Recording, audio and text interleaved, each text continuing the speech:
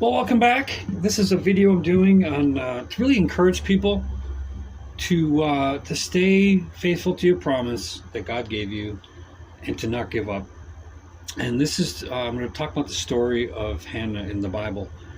Many of you know the story, but in 1 Samuel chapter 3, it says in verse 3, "Year after year this man went up from his town to worship and sacrifice to the Lord Almighty at Shiloh, where Hophni and Phinehas, the two sons of Eli, the priests of the Lord. Whenever the day came for Elkanah to sacrifice, he would give portions of the meat to his wife Peninnah and her sons and daughters, but to Hannah he gave double portion because he loved her, and the Lord closed her womb. Because the Lord had closed Hannah's womb, her rival kept provoking her in order to irritate her. This went on year after year. When Hannah went up to the house of the Lord, her rival provoked her till she wept and would not eat. Her husband Elkanah would say to her, 'Hannah, why are you weeping? Why don't you eat? Why are you downhearted? Don't I mean more unto you than 10 sons?'" And this paragraph is really kind of an interesting paragraph because it talks about, here's Eli, the really the holiest person that existed at the time, according to the Israel. And here Elkanah it looks like he brings the one wife up, really Hannah, not Peninnah. And it says he loves her. He really loved his wife Hannah, but she couldn't have a child. So she was heartbroken. This other wife that Elkanah had would basically mock and ridicule her. And it really got to the point where she would weep and she wouldn't eat, and it was obviously very unfair. I mean, this woman had children. Why does she care if Hannah had children or not? To this point, Hannah was very distraught, very downhearted. So they would go up and they would go see the priest. And really, Hannah goes the only place she could is to God. So she goes to God, and it says in her deep anguish, she goes to the place that caused her the most pain, because obviously it says the Lord was the one who had closed her womb. It was God who closed her womb. And so she goes to the only person who can fix the situation. She goes to the Lord's house, and she starts praying, weeping bitterly. And even the supposed man of God is mocking her for being drunk. How bad things can get, when it's like you're holding on to what the promise God gave you, the promises he gave you, and you're being mocked by people. No one believes you. It seems, in my life, I get ridiculed by people, and I have people all the time.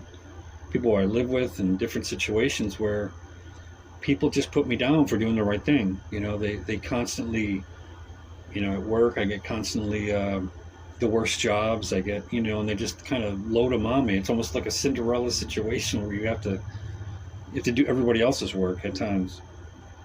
It makes you feel like, God, where are you?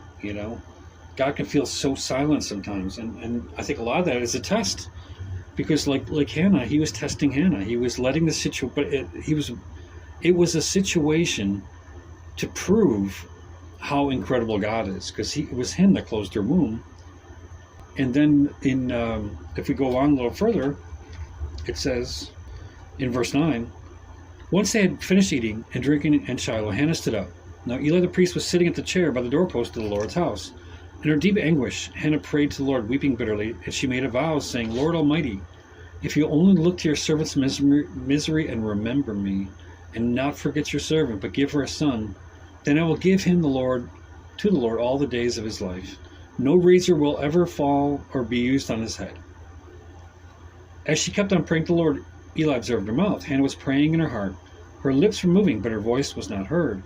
Eli thought she was drunk, and said to her, 'How long are you going to stay drunk? Put away your wine.'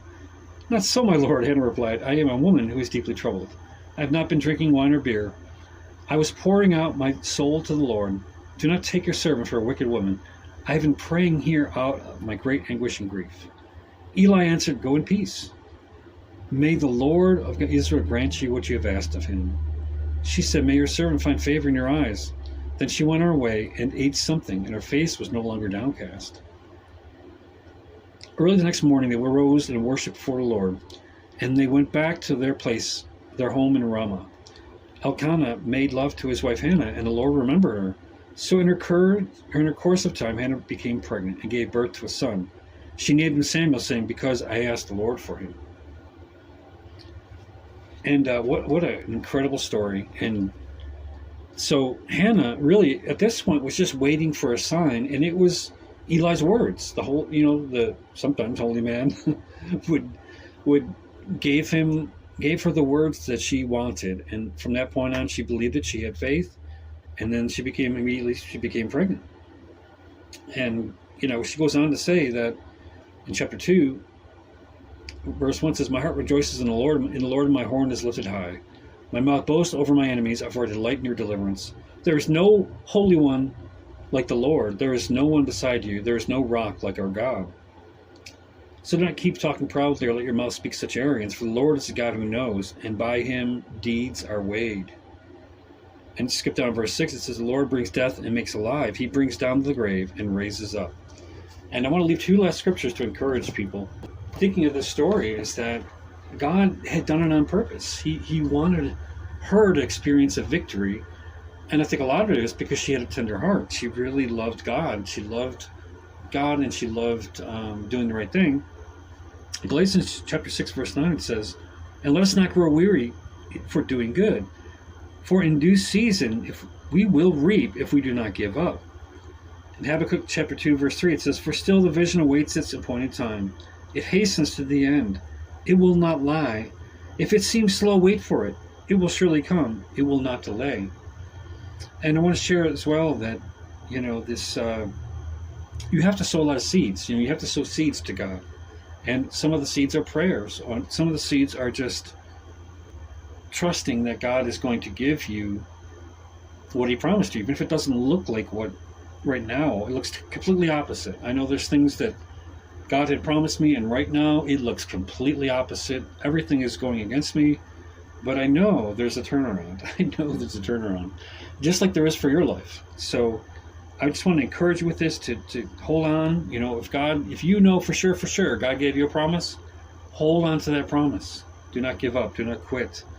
And sometimes God tests us. He lets us sit there, and I pray that in these times of quietness that you